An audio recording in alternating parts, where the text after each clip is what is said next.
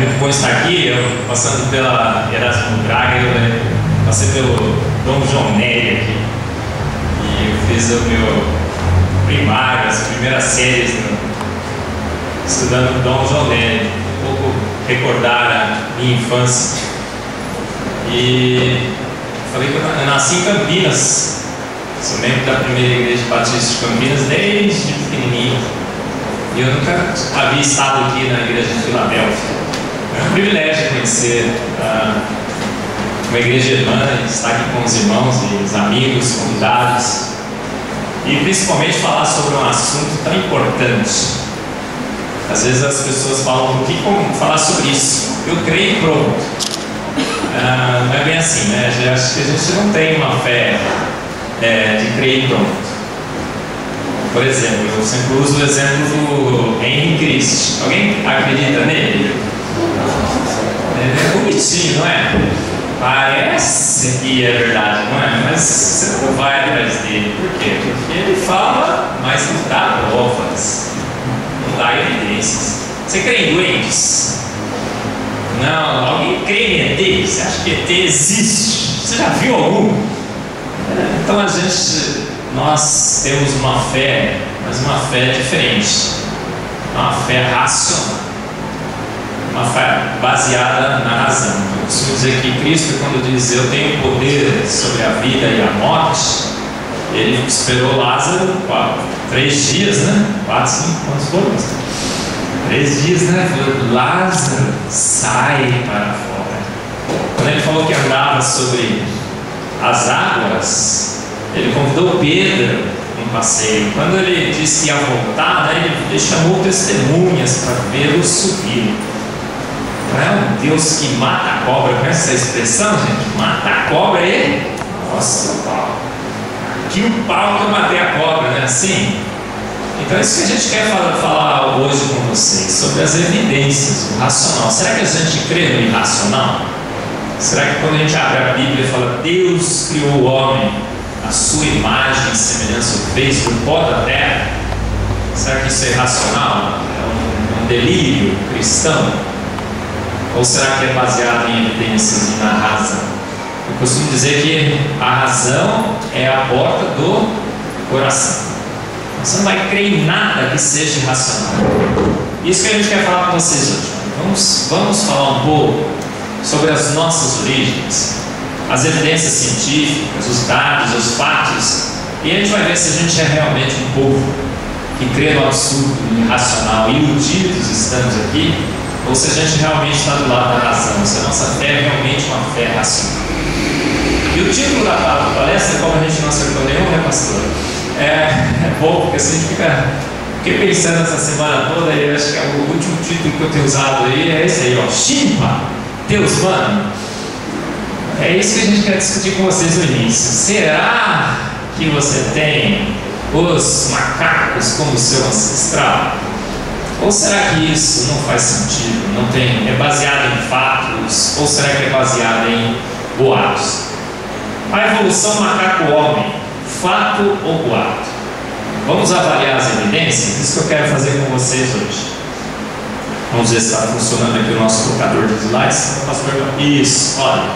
Se você entrar na internet, no Google, e colocar ali evolução, o que é que vai aparecer? E colocar nas imagens, você vai ver que vai aparecer um conjunto imenso de imagens como essa daqui.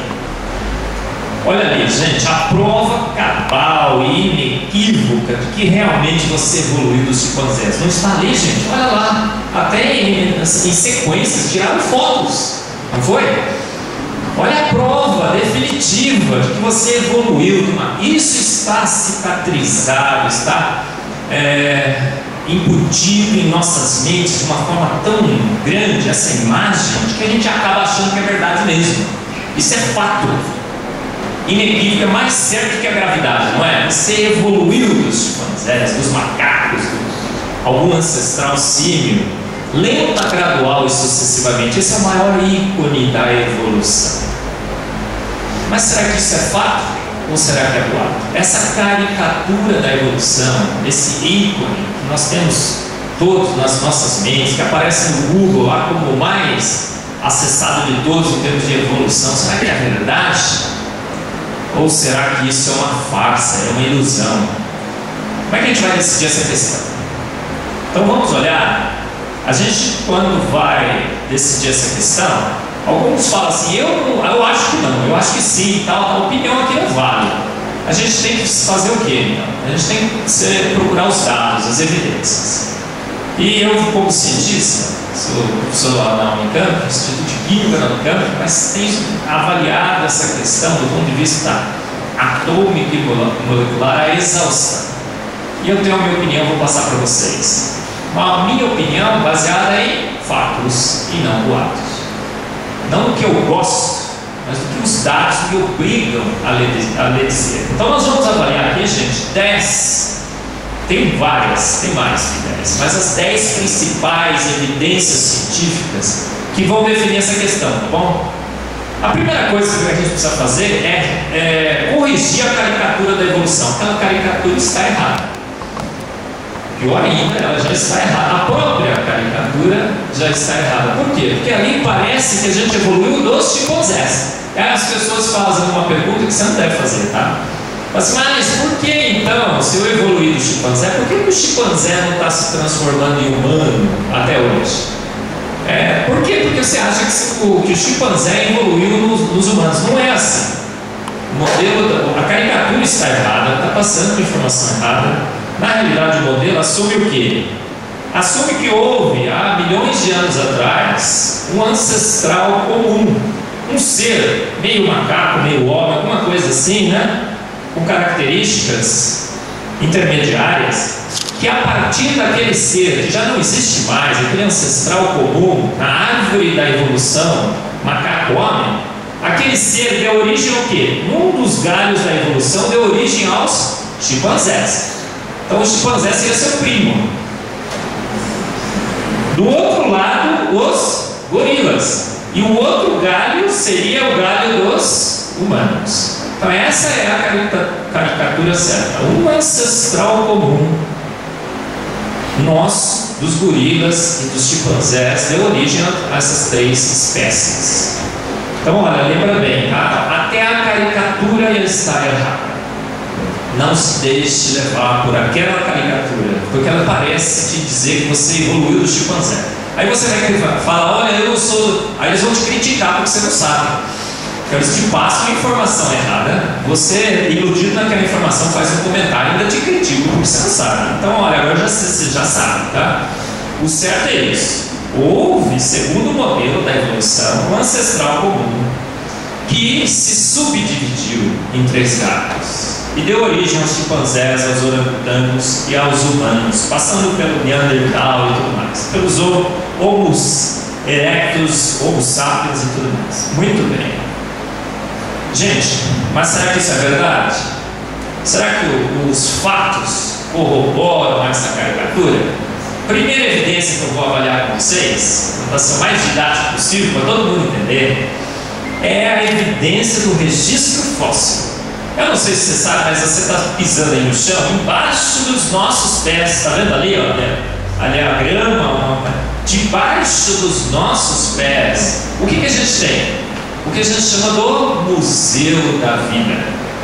Várias e várias espécies que foram fossilizadas ao longo da história da vida desse planeta, que contam a história da vida através dos fósseis. Então vamos olhar no Museu da Vida, aquele museu que registra a vida nesse planeta, se realmente essa história de que você evoluiu dos macacos, quando eu falar macaco você lembra que é aquele ancestral comum, é verdade ou mentira?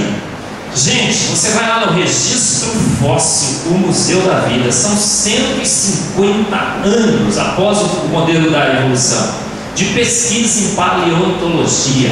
Esse Museu da Vida já foi investigar, já escavaram para tudo quanto é lado desse planeta, cavando, sabe, o pessoal cavocando atrás de fóssil e fóssil. Nós temos o quê? O que a gente acha no Museu da Vida? A gente acha no Museu da Vida milhares e milhares e milhares e milhares e milhares de fósseis de homens, mais ou menos do jeitinho que nós somos. com a mesma estrutura óssea, crânio e tudo mais. Tem no Museu da Vida, nos museus que tem por aí com fósseis também, milhares e milhares e milhares de homens. E o que a gente acha lá? Milhares e milhares e milhares e milhares de chimpanzés, orangotango, cheetah. Como é que chama aquele que subiu lá na New York Times? King Kong, você acha lá do jeitinho mais ou menos que a gente vê hoje nesse planeta. Gente, mas cadê então toda essa turma aqui? Aonde que você encontra? Será que você encontra no Museu da Vida, no registro fóssil? Qual é a resposta, gente? A resposta é um M-A-O-T-U bem grande. A gente não encontra, não. Não existe toda essa turma. Imagina, olha, saindo do ancestral comum, que pensa esse cara aqui, até o homem nós devíamos ter encontrado no Museu da Vida. Darwin já falou isso, os paleontologistas falam isso. A gente deveria encontrar milhares e milhares e milhares e milhares e milhares e milhares de formas transicionais entre você e os chimpas. Viu, mano? Entre você e os chimpas, mas a gente não encontra. A gente encontra milhões e milhões e milhões de fósseis de macacos, milhões e milhões e milhões de fósseis de homens, mas a gente não encontra essa turma aí. Aonde só a gente encontra essa turma aí?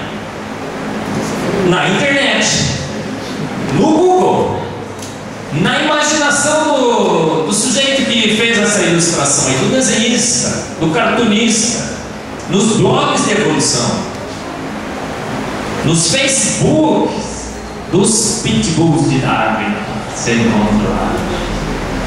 Mas na realidade da vida, nos fósseis você não encontra não. Mas você vai falar assim, Marcos, como não? Não tem toda essa turma aí, gente? Olha, quantos e quantos fósseis de formas intermediárias entre humanos e macacos já foram descritos na literatura? Saiu na Nature, na Science, no Discovery, no Science Channel, no Discovery, a TV Record do naturalismo. Não é? Quantas e quantas formas já saíram, gente? O que aconteceu com essas formas transicionais que o pessoal anuncia com grande propaganda e alarde? Olha, encontramos mais uma forma transicional entre os homens e os macacos. O que aconteceu com elas, gente? Algumas estão listadas aqui. O homem de Piltdown. O que era, gente? Por várias e várias publicações, 40 anos, ela continuou na literatura. Mas o que era, gente? Fraude, baseada em um crânio humano e uma mandíbula de um orangotango.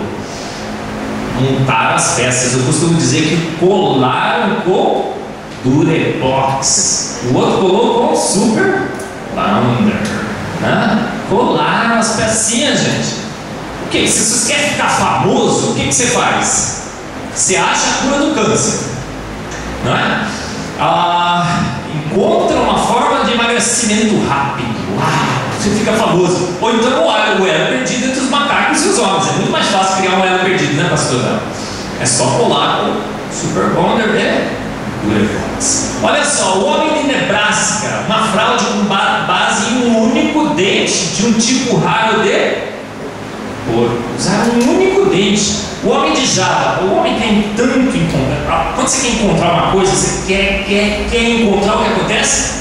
Você acaba encontrando. O homem de Java, fêmur humano e uma cauda craniana de um grande macaco. Neandertal. O pessoal acha que Neandertal é uma... Gente, ele era maior que a gente, sabe? O homem de Neandertal, ele é altão, forte, mas ele é meio encurvado, porque os altões são meio encurvados mesmo. Ele é... Lucy, lembra da Lucy? Ou Lucy? Considerado ela perdida há anos, apenas um chimpanzé pigmeu que andava um pouco mais ereta do que alguns outros. O Homo erectus, cabeça e cavidade cerebral proporcionalmente. Então, gente, tudo que é reportado ou é fraude ou é um grande engano. Um elo perdido entre os homens e os macacos, ele é bom até que se encontre um novo.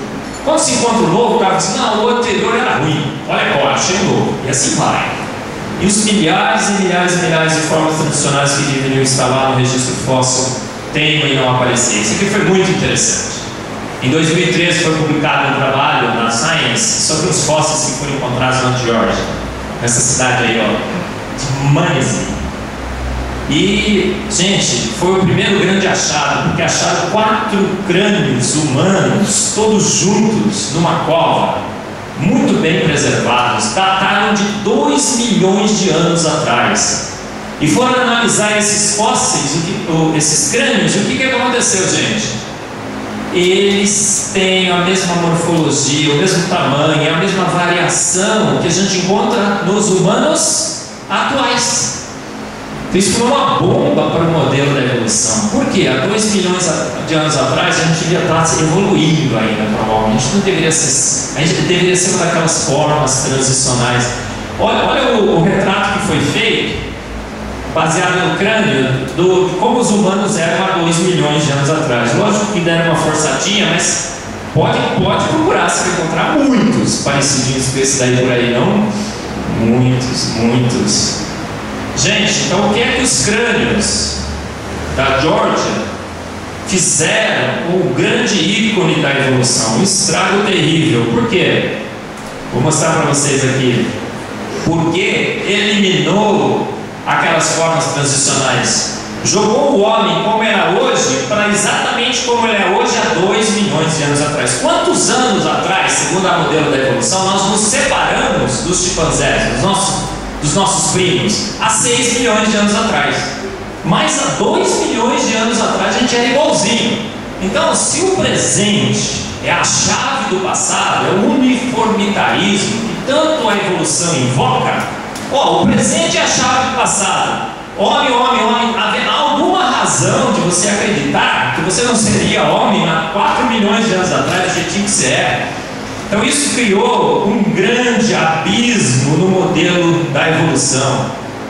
Deveria acontecer agora um Big Bang evolutivo para evoluir esse intermediário aqui que não existe evidências para ele, direto para o homem. Abalou o modelo, o registro fóssil, o museu da vida. Então qual é a conclusão do registro fóssil, gente? Todo mundo vai entender.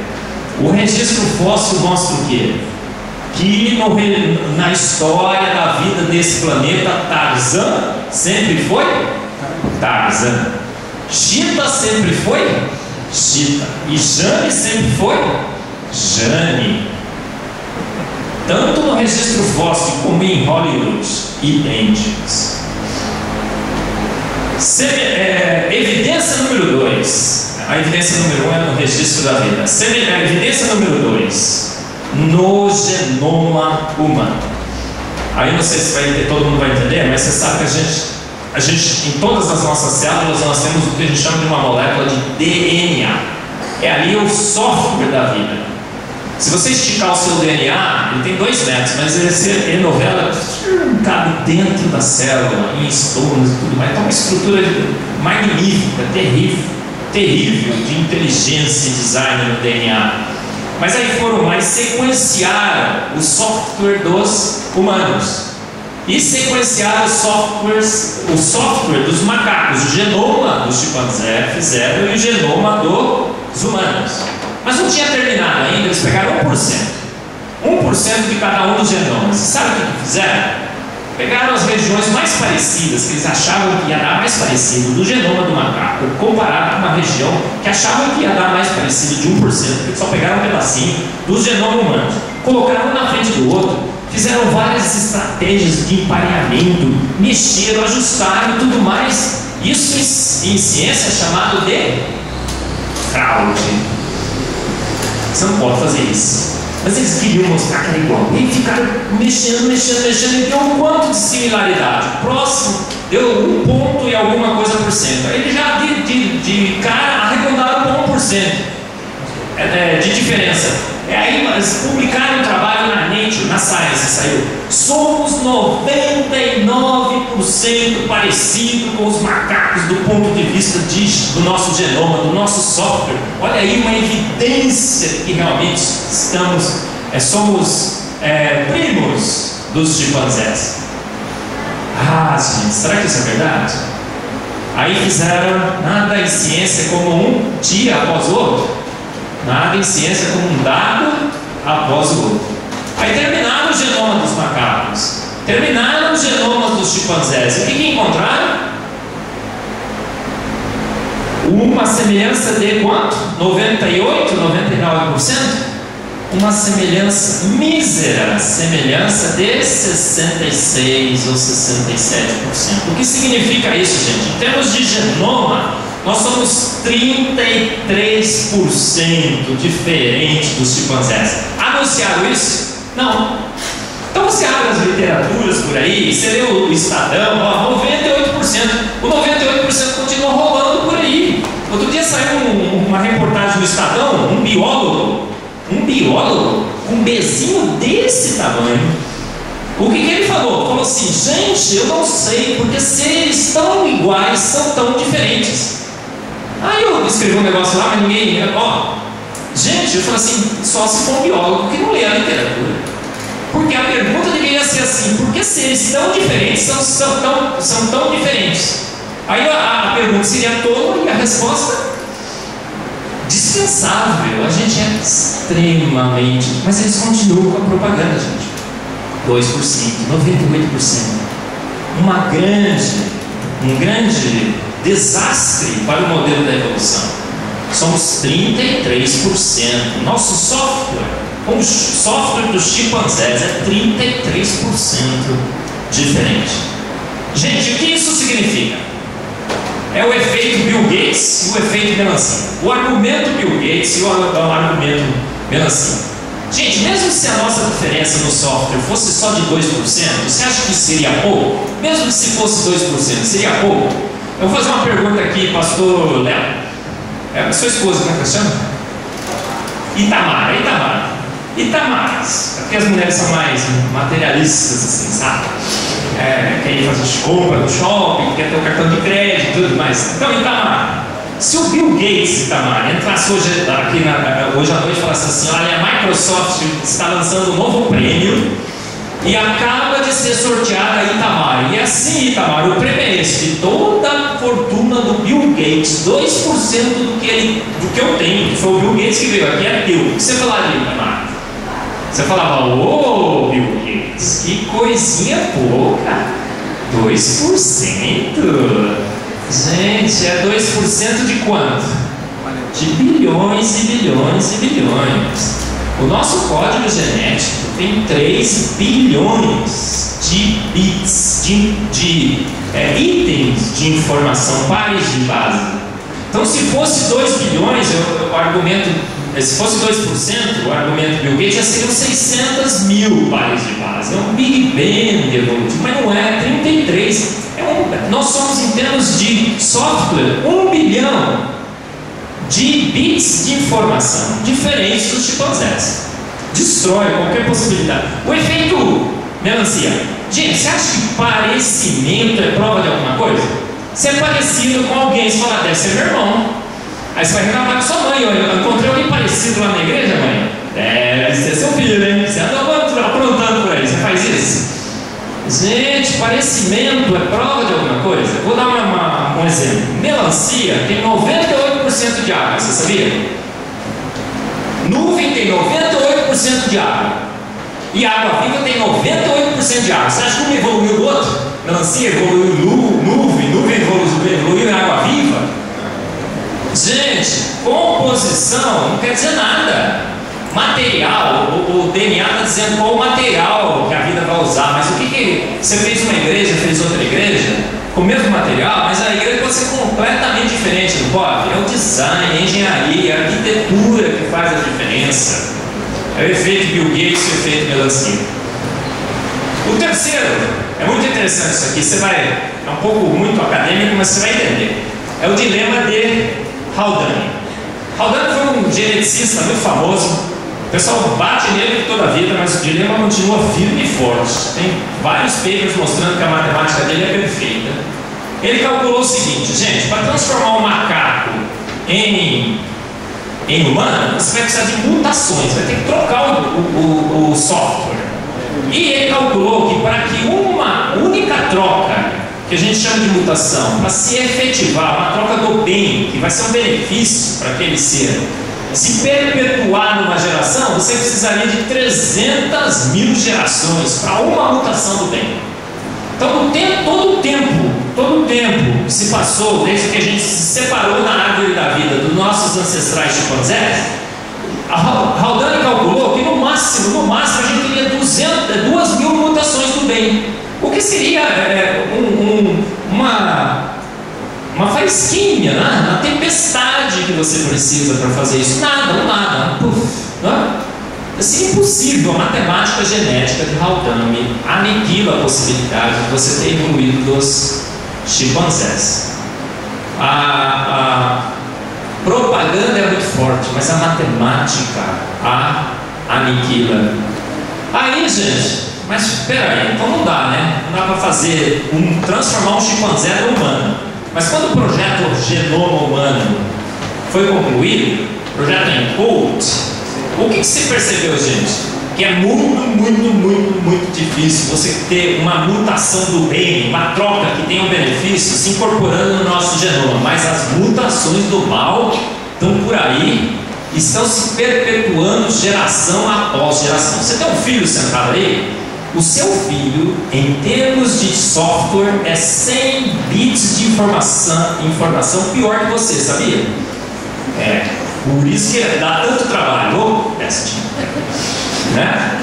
Tenha misericórdia dele, irmão, porque as mutações do mal, nós somos, em relação aos nossos pais, nós temos 100 defeitos a mais.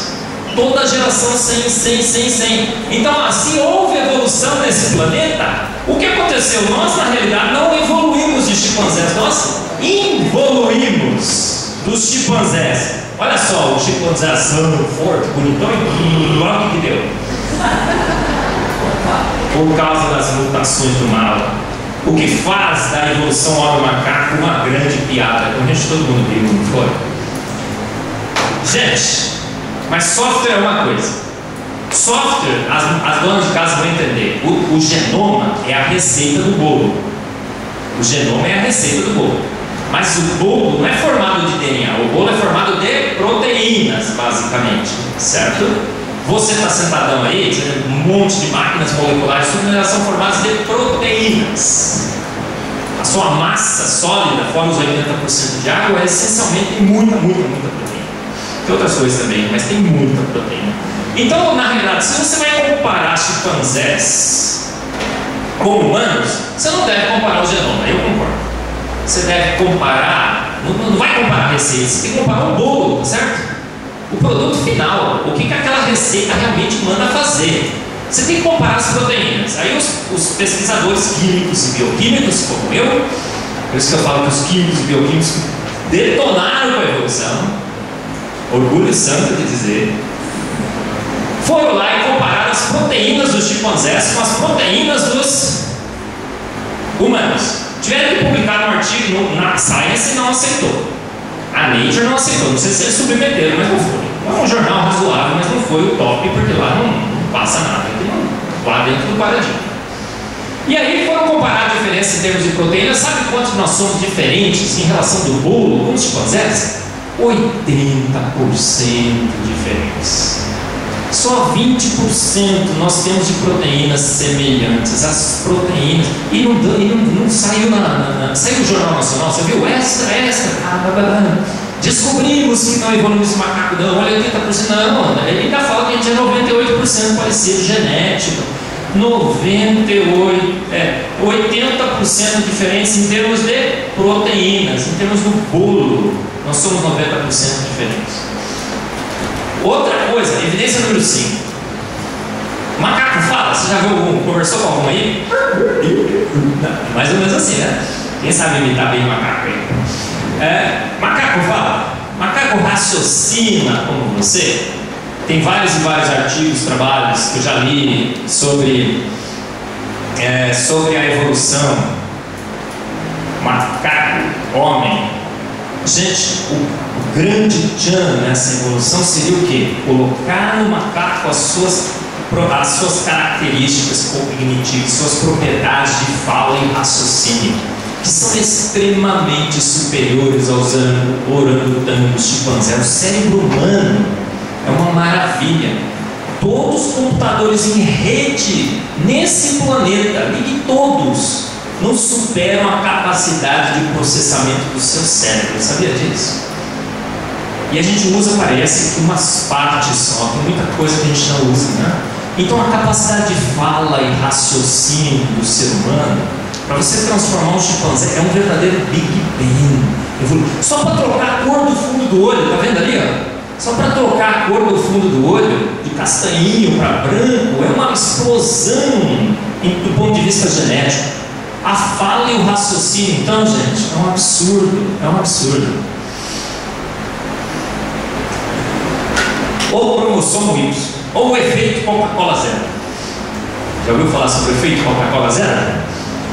Vamos lá. Gente, aí foram sequenciando, fizeram o sequenciamento do genoma dos chimpanzés. E o seu DNA está dividido em cromossomos. Você já ouviu falar isso alguma vez, né? São os cromossomos. A gente tem 23, eles têm 22. Eu vou falar sobre isso. Mas existe uma categoria de cromossomos muito importante. O cromossomo X não é tão importante assim, que é o cromossomo das mulheres. Ainda mais se for cromossomo de loira, então, problema sério. As loiras são. Mas tem um cromossomo, gente, que é pequenininho, mas o bicho é potente e importante. Qual é o cromossomo? Isso, é o que define os homens como machos, que honram a calça que veste, não é? O cromossomo Y. Aí as feministas falavam, ai, que cromossomozinho, está se extinguindo, a evolução vai eliminar isso. Teve uma época que eles falavam, olha, o cromossomo piquitico, tamanho do documento, gente? Às vezes nem sei. Cromossomo pequenininho, foram lá sequenciar o cromossomo Y, descobriram que ele é extremamente importante, ele rege a expressão gênica em outros cromossomos e tudo mais. E o pior, gente, fizeram o cromossomo dos dois, o Y dos dois. Tá vendo aqui? As cores não estão muito legais aqui na tela, mas tem várias cores ali. Gente, tenta alinhar os dois. O cromossomo Y dos chimpanzés, os cromossomos Y dos macacos são completamente diferentes. Não há como fazer alinhamento, as regiões estão todas diferentes, tamanho é diferente e tudo mais. A estrutura genética dos cromossomos Y dos chimpanzés e dos humanos é completamente distinta. Aí foram fazer esse sequenciamento do cromossomo Y dos humanos para vários e vários machos, felizmente, e aí que encontraram? Que praticamente não muda. Segundo a evolução, foi preservado, está conservado, né? Não muda de homem para homem. Significa que não tem como você invocar uma evolução muito rápida nos cromossomos Y. Então não dá para pensar que depois que a gente se separou dos chimpanzés, os cromossomos Y dos homens evoluíram rapidamente e se trocaram muito rapidamente, e dos chimpanzés também. Não, eles estão preservados. Todos os humanos têm praticamente a mesma estrutura. Então, qual a semelhança tua com os chimpanzés em termos do cromossomo Y, o mais importante de todos, que nos define como machos? Zero. O efeito Coca-Cola zero. Zero, zero, zero.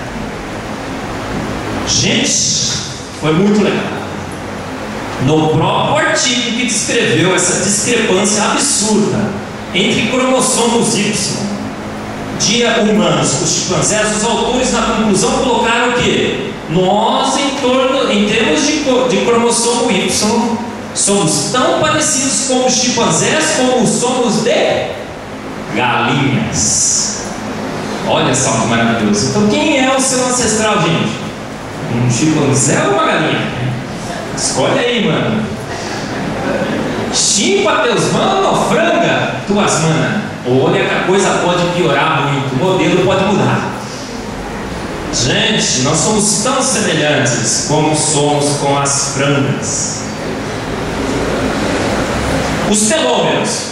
Agora tá piorando, né, gente?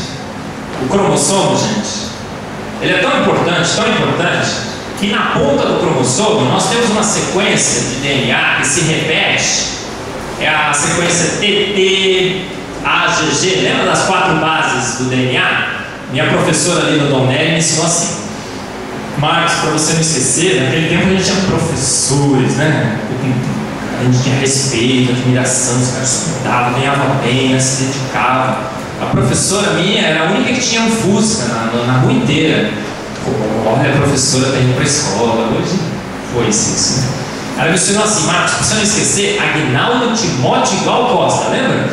AGTC, isso. Aquelas 4 bases, olha, você vai TT, Timóteo, Aguinaldo, Gal, né? Uma sequência que se repete. E esses telômeros, além dessa sequência de DNA, tem várias proteínas, é um espetáculo, é uma proteção, um exército protegendo os cromossomos na extremidade. Por quê? Porque o cromossomo é o software da vida. E aí foram sequenciados os cromossomos dos macacos e dos humanos, os telômeros, e o que encontraram nos telômeros? O telômero do chimpanzé, gente, é muito menor que a gente, 10 mil, e nós temos um telômero bem maior, 23 mil. Então, em termos de telômeros, somos 67% diferentes. Os telômeros são muito interessantes, porque cada vez que o DNA se copia, o telômero fica menor. Até que ele chega num ponto, ele bloqueia e não copia mais. Então, não se sabe ainda ao certo se isso é verdade ou não, mas provavelmente o telômero é o que controla a sua idade, o seu tempo de vida no planeta Terra. Não sei se você lembra, mas tem um versículo que diz que a gente não vai viver mais do que 120 anos. Mas a gente vivia antes, 900, né? O Matusalém viveu quantos, pastor? 900 e lá vai fumaça, não foi? Gente, talvez seja aí o relógio biológico da vida. 67%. Evidência 8. Estamos terminando as evidências. Não a palestra, mas as evidências. Gente, a gente tem 23 cromossomos. Não, nós temos 22 cromossomos. E os chimpanzés têm 23. Então nós somos diferentes também em números de cromossomos. Mas aí a evolução dos seus bispos do materialismo, o bispo Macedo do materialismo, Richard Dawkins e tudo mais, sai por aí falando o quê? Houve uma fusão de cromossomos durante a evolução dos chimpanzés e homens. Então o que aconteceu? Os cromossomos 2A e 2B dos chimpanzés se fundiram, dando o cromossomo 2 de humanos. E falaram: olha, a gente tem uma cicatriz aqui no meio e tudo mais. A fusão de cromossomos. Mas vários estudos recentes têm mostrado que não há nenhum registro de fusão de cromossomo na história desse planeta. E a cicatriz que devia estar aqui, se há alguma cicatriz, ela não está no ponto em que a fusão deveria ocorrer, lançando a hipótese da fusão de cromossomos para o espaço. Então não há como você transformar um humano um chimpanzé em humano, porque temos números diferentes de cromossomos. Essa é a pior. Se prepare, senta aí, respira fundo. Na total, no desespero total, o que descobriram recentemente? Fizeram o sequenciamento dos porcos genético e perceberam o que, gente? Que o genoma dos porcos também é muito parecido com os genomas dos humanos, talvez até mais. Não falei que a coisa podia piorar? E piorou muito. Olha só, porque macaco a gente até aceita, né? Mas você quer ter franga como sua prima? Fala aí. Quer ter uma porca? Olha só, os palmeirenses vão gostar, mas o resto não. Ponte Pretano quer ter macaco mesmo, tá? Como eu. Aí, gente, quando vão fazer estudos de cosméticos, você acha que eles usam chimpanzés? Não, eles usam porcos. Por quê? Porque a morfologia dos porcos é muito mais parecida do que a gente. A pele, o conteúdo de gordura. Outro dia foram fazer um teste com humanos lá para ver se pegava fogo. Puseram uma porca lá, bem grandona lá, fizeram o teste. Aí, o que os geneticistas, saíram os artigos, foi muito anunciado na net recentemente, publicaram um artigo, tem um cara lá nos Estados Unidos que é o grande pai dessa ideia. O que eles falaram? Gente, na realidade, nós não descendemos dos chimpas, não. A gente descende de um cruzamento entre chimpanzé e porco. Ai, não disse que ia ficar pior. A evidência 10. A história em fatos, esqueça os boatos. A evidência 10 vai ser uma caricatura que eu vou propor para vocês. E eu quero que você faça um compartilhamento. Entra no meu Face, você vai ficar meu amigo. E aí você vai compartilhar essa caricatura. Porque a gente tem que fazer a contra-propaganda. Tem que desmistificar essa farsa da evolução. Gente, será que os dados comprovam isso aqui? Essa caricatura? Evoluímos lenta, sucessiva e gradualmente dos chimpanzés? É óbvio que não. Na realidade, o que os dados... Essa é a caricatura correta. Essa é a caricatura que realmente reflete os dados. Homens sempre foram homens, desde que eles iniciaram a sua história nesse planeta. Homens sempre foram homens como nós, assim, bonitões, fortões. Como você aí, né? Dantes, né? Certo? Homens e mulheres, eles eram mais bonitos que a gente. Adão e Eva devia ser uma coisa mais linda. Eva, Adão feio pra caramba. Mas a Eva devia ser aquela coisa maravilhosa, né? O homem sempre foi feio. E chimpanzé sempre foi chimpanzé. E eles sempre andaram um do lado do outro durante a sua história de vida nesse planeta. Gente, vou falar um pouco mais. Quanto tempo eu tenho aí, pastor? Meia hora? 20 minutos? Não tem tempo, vocês não vão fazer mais nada hoje.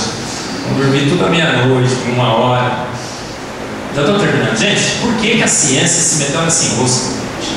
Por que a ciência conta essa farsa? Por que ela junta pedaço de fala que é 98 e não abre mão, esquece os outros dados, fica falando aí que você evoluiu de macaco, enquanto os dados... Gente, a ciência, que é o livre pensar e raciocinar, o empreendimento humano do homem em busca da verdade. O que aconteceu com a ciência, gente? A ciência, na realidade, ela tinha que encontrar a nossa razão,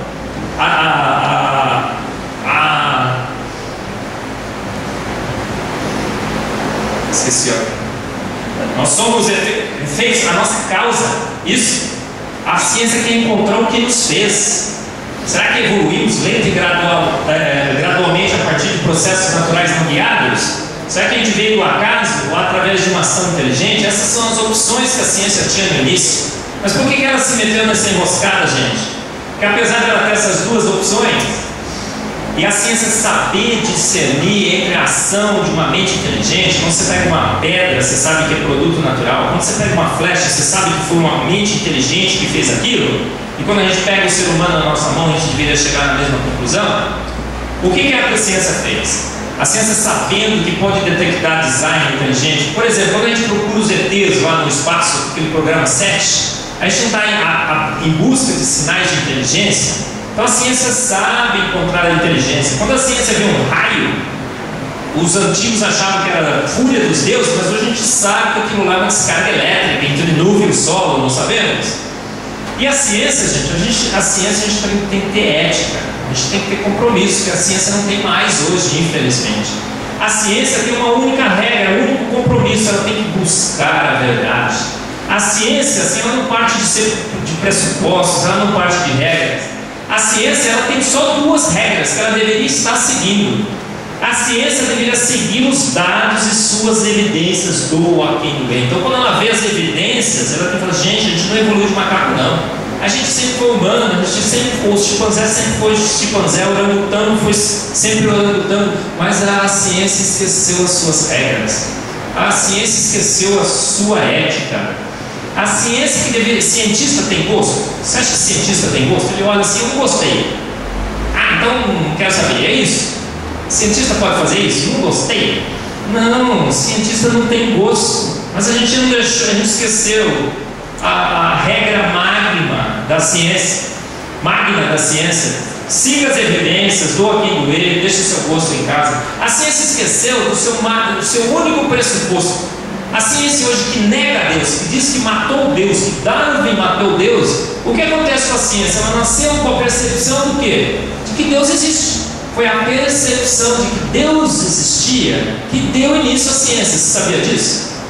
Foi a percepção de que o universo é racional e consistente, e portanto é regido por leis coerentes e consistentes, que levou o homem a acreditar que estudar esse universo valeria a pena. Porque imagina se tem milhões de deuses, cada deus com a sua lei, cada dia um dia briga com o outro e as leis mudam. Você vai fazer ciência? Não, você vai pescar. Então por isso que a ciência nasceu na Europa, com a percepção de que havia um Deus racional, um Deus que governava o universo e a vida. Os grandes cientistas eram todos o quê? Deístas ou teístas, a grande maioria deles. Olha só, Boole, Kepler, Pascal, Newton, eles jamais embarcariam nesse barco furado da evolução homem-macaco. Olha aí, Thomson, Schrödinger, Planck, Einstein, Mendel. O que aconteceu com a ciência? Que ela passa vergonha agora hoje em dia, propondo teorias que não se baseiam em dados. Se os pais da ciência já percebiam que nós somos frutos de uma mente inteligente e consciente, que os processos naturais da guiados não teriam condições de nos formar. O que aconteceu em ciência foi em 1859. Um homem escreveu um livro, Darwin, A Origem das Espécies. Um químico fez os experimentos, Stanley Miller, e agora a ciência passa a acreditar que processos naturais não guiados necessariamente formaram a vida nesse planeta. Então a gente esquece a opção pelo design inteligente, pela ação de uma mente inteligente no universo da vida. A ciência passa essa vergonha de te propor o macaco como seu ancestral, porque a ciência hoje, infelizmente, ela é míope. Ela fechou os seus olhos para o sobrenatural. Ela só vê matéria, energia e forças na sua frente. Ela fala, evoluímos e pronto, vou ter que encontrar uma história, vou ter que encontrar uma explicação. Então ela cola ossinhos, ela faz comparações fajutas, forçadas, ela simplesmente suprime os dados. Achou 98, vai falar 98 pela vida inteira. Olha só, olha o que o bioquímico Richard Dixon falou. Dá uma olhada na frase dele, gente.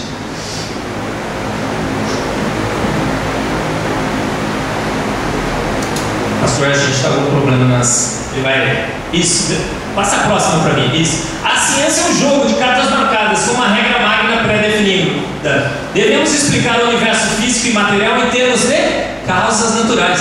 Então o cientista chegou hoje na ciência e falou assim, olha, você pode explicar do jeito que você quiser, desde que você explique do meu jeito. Causas naturais. Próximo, pastor, você vai tocar para mim. Olha o que disse Francis Crick, um prêmio Nobel. A ética psicológica da biologia. Vamos ver o que ele disse, pastor. Os biólogos devem constantemente manter em suas mentes que o que observam não foi planejado, mas são frutos da evolução. Então, quando você olha os fósseis, quando você olha as evidências da evolução homem-macaco, o que você tem que fazer? Esqueçam você tem que manter constantemente em sua mente que aquilo lá é evolução macaco-homem mesmo. Próximo, pastor. A ética Denorex de Darwin. Você lembra do Denorex?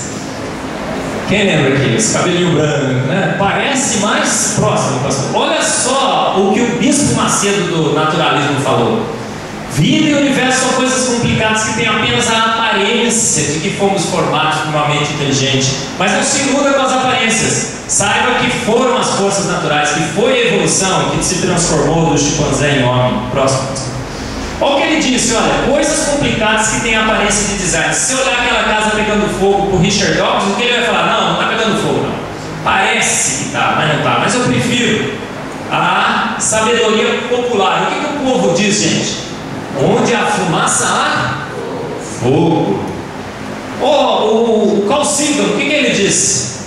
Lembra disso, gente? O Voyager tirou uma foto do nosso planeta, bem distante, e ele encontrou aquele pontinho perdido na imensidão do universo. Sabe o que o Carl Sagan falou? Olha como insignificante nós somos. Olha que planetinha pequenininho que nós habitamos. Um ponto pálido azul perdido na imensidão do universo. A ciência hoje, ela propõe essas teorias porque ela tem uma ótica medíocre em relação ao planeta e à vida.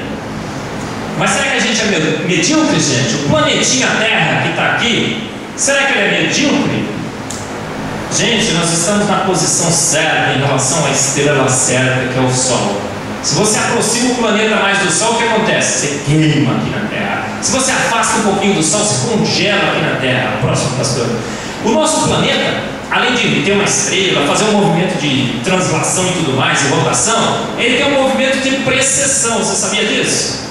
Ele gira em torno do seu eixo como um peão. E quem causa esse movimento de precessão é a Lua. Então nós temos uma Lua com o tamanho certo, a distância certa, com a gravidade certa, criando um movimento de precessão. E para que serve o movimento de precessão? Para criar as marés, movimentar a água. Porque água parada é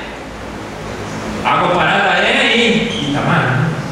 Itamar, água parada é dengue, irmã, dengue. E se o movimento de precessão fosse maior, nós teríamos tsunamis que varreriam esse universo. Então a ótica medíocre da ciência nos vê como medíocres, como existem milhões e milhões de gente por aí, planetinha que de nada, existem milhões e milhões, mas não, gente, os dados dizem o contrário. A gente tem um planeta extremamente especial, único. Próximo, pastor. E tamanho é documento, gente? Que planetinha pequenininho, olha cada grandão que tem lá, Júpiter, eles são escudos protetores, nos protegem de asteroides, de cometas. Você viu que caiu na Rússia? Eles, grandões, são os leões de chácara do planeta Terra. Você já foi em boate, né? Já foi no boate com um grandão lá? Não? Aí desvia, não bate na gente. Próximo, pastor. O campo magnético da Terra, olha só que sortudo nós somos. A gente tem um planeta de ferro e níquel, uma liga perfeita. E a pressão e temperatura dentro do planeta Terra faz o quê? Que a gente tem uma bola, uma esfera de ferro e níquel sólida, girando em ferro e níquel líquido. É um ajuste finíssimo de propriedades físico-químicas da liga ferro-níquel. Que sortudo nesse planeta medíocre. Será que a gente é medíocre mesmo, Calcília? Medíocre coisa nenhuma. Olha, e esse campo magnético faz o quê? Você lembra do professor Smith, né, ligando o campo protetor da nave, no Perdidos no Espaço? Lembra? Quem lembra? Os cabelinhos brancos, tudo de novo aí. Assistiu Perdidos no Espaço. A gente tem um campo magnético protetor na Terra que nos protege contra o vento solar. O vento solar é radiação mortal que nos torraria na Terra, mas esse vento é desviado, por isso que a gente tem a aurora boreal nos polos. Próximo, pastor. E aí, o que a ciência fala, gente? A ética da fé irracional de Walt. Olha só, temos apenas que contemplar a magnitude da tarefa para perceber que a geração espontânea de vida nesse planeta é impossível. Mesmo assim, nós somos o resultado, eu acredito, de geração espontânea. Então essa é a ética da ciência. É impossível um planeta desse se formar. É impossível transformar um chimpanzé em humano. É impossível, é impossível, é impossível. Mas mesmo assim, eu creio que foi assim. Então qual é a única forma hoje de você crer e aceitar que você evoluiu dos macacos, que esse planeta surgiu de uma grande explosão e tudo mais? Através de uma obra de fé. Foi ele que falou, não foi eu lá. Eu creio, eu acredito. E que tipo de fé? A fé que eu me recuso a ter, e você também. A fé no impossível. A fé no irracional. Então eles não veem design, eles não enxergam design, eles não falam sobre design, eles só veem evolução, evolução, evolução. Isso que acontece com a ciência hoje. Aí eles pegam borboletas de cores diferentes nos troncos para dizer que elas estão evoluindo. Então foi colado, gente. Próximo, pastor. Aí o que eles fazem? Comparam bicos de passarinho. A forma do bico. Falam, olha que evolução, ó, o bico mudou de forma. Gente, mudar de forma não mudou nada. São as mesmas proteínas e tudo mais. A forma é um ajuste da expressão genética. E aí dizendo que isso é resultado de evolução. Próximo, pastor. A comparação dos embriões que estão no livro de biologia é uma comparação fajuta. E eles põem na net, na super interessante e tudo mais. Olha os embriões no início, eles são parecidos, são coisíssima nenhuma, eles são muito diferentes. Próximo, pastor. Esse é muito legal. Esse peixe, o selacanto, foi tido como uma forma transicional entre os peixes e os anfíbios. Olha aí a patinha mutante, tá vendo? Nos livros de evolução, o selacanto era tido como extinto há 200 milhões de anos atrás e teria sido a forma de... o peixe que resolveu andar e ficou na terra. Você sabe dessa história, né? e virou um anfíbio, está andando até aí. Somos, na realidade, descendentes de peixes, segundo ele, desse peixe que saiu da água.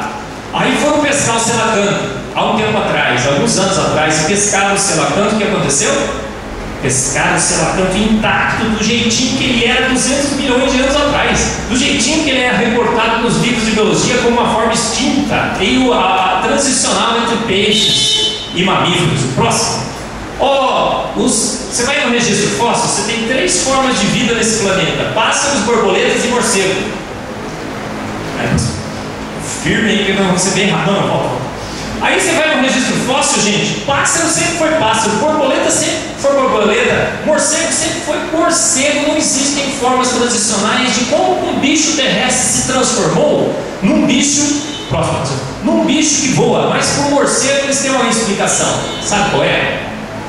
Os morcegos evoluíram não tem um registro fóssil, mas a explicação é assim, dos roedores. E como é que foi essa evolução? Vou contar, pastor, posso gastar um pouco mais de tempo, porque vai ser muito interessante, você vai gostar. Você nunca escutou uma história tão interessante da sua vida. Você pode contar para sua filha quando ela for dormir hoje à noite. Os morcegos evoluíram dessa. Tinha um bicho roedor. Pensa num rato, não foi um rato, mas pensa num rato. Mas ele tinha muito predador no chão. O que ele resolve fazer? Ele sobe nas árvores. A primeira etapa para transformar um roedor em morcego cumprida, ele já está na árvore. Aí ele tinha ainda na árvore muitos predadores diurnos, então ele passa a ter hábitos noturnos. Olha que bichinho esperto. Agora você tem um roedor em cima da árvore, está vendo ele ali? O roedor em cima da árvore. Isso é um bloco de evolução. Tem aqui a referência para você dizer que eu não inventei. O roedor está em cima da árvore de noite no galho, morto de fome, e o que acontece? Ele precisa fazer o quê? Pegar a comida, que é um inseto. E o que ele faz? Num santo dia, num santo lugar, na história desse planeta, o roedor faz o quê? Ele se lança. Vou fazer aqui, pastor. Se lança literalmente para o voo. Olha que coisinha linda, maravilhosa. E ele sai voando, gente. E ele sai voando, e ele pega a presa. Olha lá, não saiu? E ele pega a presa e volta para o galho. E o morcego evolui assim. E aí eles pegam, fazem essas caricaturas, acreditam. Isso aqui eu não vou falar, já falei bastante. Próximo. Na imaginação dos biólogos, que a gente evolui um dia de macacos. Próximo. Eu não sei se você já viu, o Stephen Hawking tem esse documentário. Os pastores de Darwin, que aparece na Discovery, na Science. Outro dia ele apareceu lá e falou assim: aquela vozinha, né? Por que não acredito na hipótese de Deus? Traduzido para o português, claro. Porque eu sei a receita do universo. A receita do universo: se você tiver matéria, energia e espaço, o universo se forma e a vida se forma. Então eu não preciso da hipótese de Deus. Hawkins, como cozinheiro, como físico, é um péssimo cozinheiro do universo. Por que ele esqueceu, gente? Matéria, energia e espaço, você não forma universo nenhum, Hawkins. Desculpa aí. Você não forma universo nenhum, você precisa de equações matemáticas, você precisa de informação, você precisa de receitas de bolo gigantescas como o DNA, você precisa de equações matemáticas, ajuste fino do universo. Próximo. A ética do naturalismo científico, então, hoje é essa. A ciência, a evolução é ciência, criacionismo é religião, que faça fóruns nas igrejas deles, discussões nas igrejas. É sim ciência. A ciência é laica, eles falam a ciência é laica, não pode apelar para a hipótese de Deus. Um físico disse: a evolução já foi provada pelo registro fóssil, pasmem pelo DNA, são as maiores pedras de sapato da evolução. O matemático disse: criacionistas não têm qualificação para falar de ciência. Por aí que a ética pervertida do naturalismo filosófico tomou conta da ciência laica, combatendo a oposição. Olha só os criacionistas que não têm qualificação para falar de ciência. Mas, vou terminar agora. Felizmente, ciências, nesse caos que nós vivemos, de explicar o impossível através de farsas, de colas, de ossos, de processos inviáveis, impossíveis, a fé no irracional, surge em 1995 a teoria do design inteligente. Eu faço parte do grupo do design inteligente brasileiro, um grupo de cientistas que mostra que as evidências científicas, os fatos, não os boatos, mostram claramente hoje, como nunca antes, que realmente uma mente inteligente orquestrou o universo e a vida.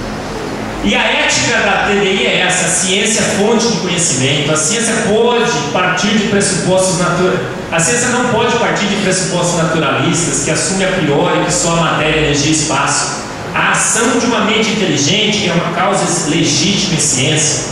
Sabemos e podemos detectar ações inteligentes, temos a obrigação de confrontar as duas causas, e quando a gente faz isso a partir dos dados científicos, a grande novidade científica hoje, a teoria do design inteligente, nos mostra que realmente uma mente inteligente orquestrou o universo e a vida, como os pais da ciência já haviam percebido há muitos e muitos anos atrás.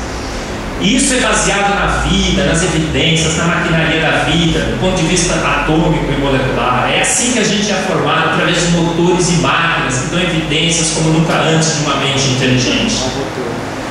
Gente, além de tudo isso, a diferença nossa entre os macacos e humanos, somos formados de máquinas moleculares. Por exemplo, você lembra o filme dos Jetsons? Quem conhece os Jetsons aqui?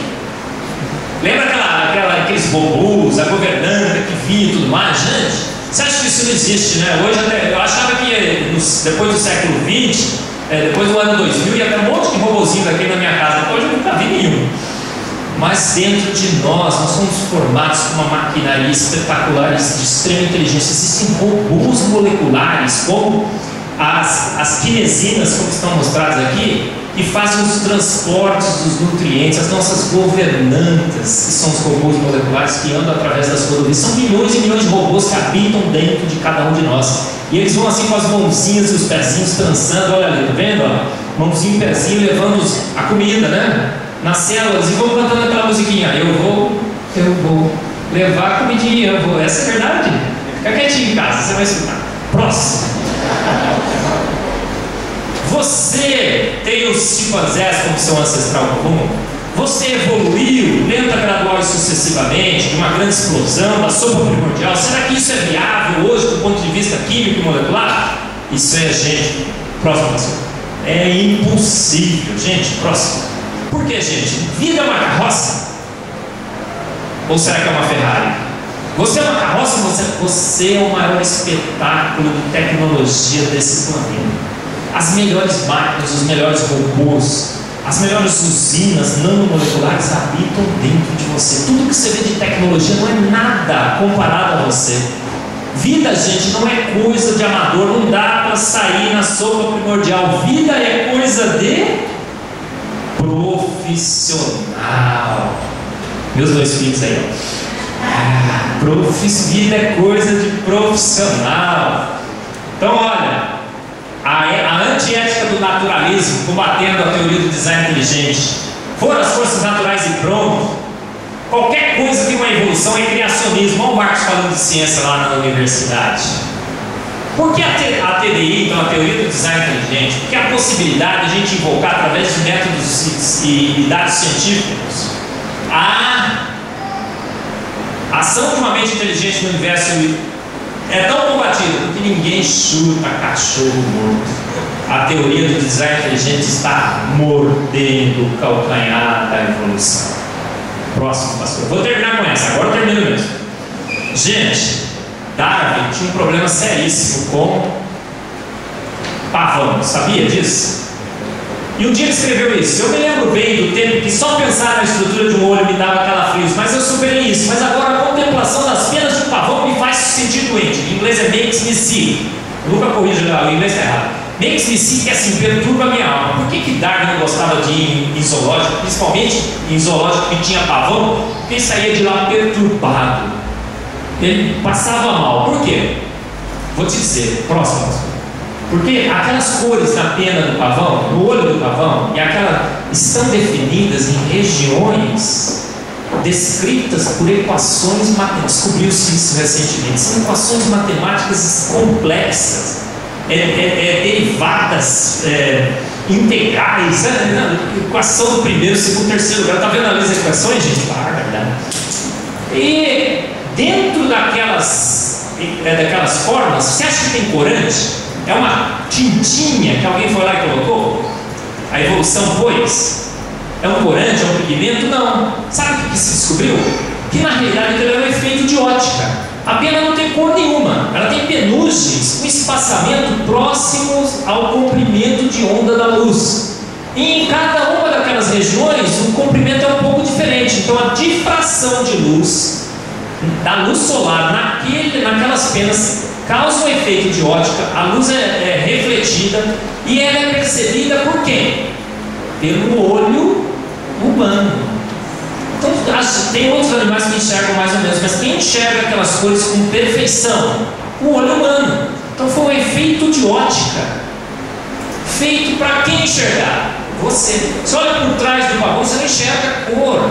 Tem animais que olham e não veem as cores do pavão. É um efeito de ótica que faz as penas do pavão, as cores na pena do pavão. Conclusão, gente, então. O mundo precisa de ética, a gente vê por aí, né? Um banho de ética. É ladrão para todo lado, não é? Enganador e tudo mais. É ética na política, essa é ética na sociedade, mas a ciência hoje também precisa de ética. Fazemos uma ciência antiética, uma ciência que te engana, que te ilude com farsas, com caricaturas que não correspondem à verdade. A gente precisa da boa ética, da ética de Cristo, de Calvino, a ética da Bíblia que fecha com a verdade, doe a quem doer. Cientistas éticos é o que a ciência precisa. Só eu, toda uma geração de cientistas éticos que hoje estão na teoria do design inteligente, dizendo que bem interpretados os dados científicos, a única causa conhecida, suficiente e necessária para a vida, uma mente inteligente, consciente. Esse é meu livro, Fomos Planejados, a maior descoberta científica de todos os tempos. Se você gostou da palestra, acesse lá, deixe o seu nome, seu endereço e tudo mais de e-mail que você vai receber. Tem um DVD que você vai levar 4 palestras dele para casa. Próximo. Tem uma ainda. Gente, eu vou concluir dizendo o seguinte. Tem uma musiquinha, não sei se vocês conhecem, fala assim. Quem falou aqui? Quem será? Tem uma musiquinha que diz assim, não sei se você conhece. Se o Espírito de Deus se move em mim, eu danço como o rei Davi. Se o Espírito de Deus se move em mim, eu falo como o rei Davi. Eu danço, eu danço, eu danço como o rei Davi. Eu danço, eu danço, eu danço como o rei Davi. E aí assim vai, né? Se o Espírito de Deus se move em mim. Então, gente, se o Espírito de Deus se move em mim, eu falei como o rei Davi. Se o Espírito de Deus se move em você, você pode também falar como o rei Davi. Então a minha mensagem aqui para os jovens: se o Espírito de Deus se move em você, não tenha medo, fale como o rei Davi, lute como o rei Davi, chegue como ele e fala: cadê o Goli aí, mano? Cadê o Goli aí, mano? Seja atrevidos, fale com autoridade, mas não atua, com a autoridade do Espírito de Deus, que habita em mim, se move em mim e se move em você. Para a glória dele. Amém.